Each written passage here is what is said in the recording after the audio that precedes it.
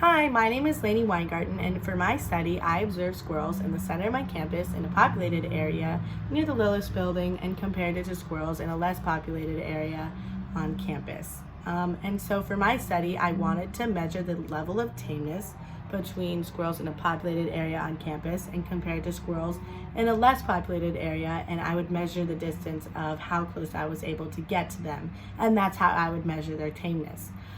So a question that I had was, will the level of tameness or the frequency of tameness be higher among the squirrels in a higher populated area compared to squirrels in a less populated area?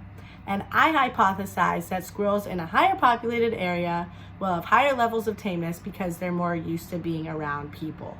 So I observed my squirrels in the higher populated area. I went to the Lillis building, and I did this over 3 separate days, and each day I conducted 3 trials. So I did this on the higher populated area of squirrels, and then I also did this on the less populated area of squirrels. And for the less populated area, I went to the mill race, which is technically like off campus, but it's still in a less populated area, and it's technically still on campus. And so I conducted my research over 3 separate days. I noticed that on sunny days, I had a lot better results.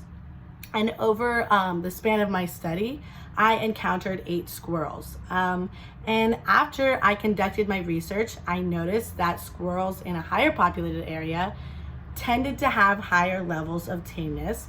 And my results showed that squirrels, on average, the average distance that I was able to get to the squirrels in a higher populated area was around 3 feet, compared to squirrels in a less populated area was closer to 4 feet.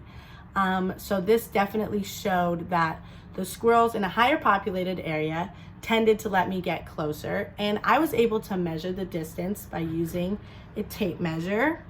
So yeah, my goal was definitely to observe the level of tameness between squirrels in a higher populated area and then squirrels in a less populated area. And I definitely think that my results showed that squirrels in a higher populated area tended to have higher levels of tameness, which definitely shows that my hypothesis was true, and it stayed true throughout my whole study, in which I predicted. And further study that I would like to do is definitely research their behavioral cues, because when I was observing the squirrels, I noticed that their tail would twitch or their eyes would dart. And I would like to measure not only the distance, but also measure their behavioral cues. So thank you so much.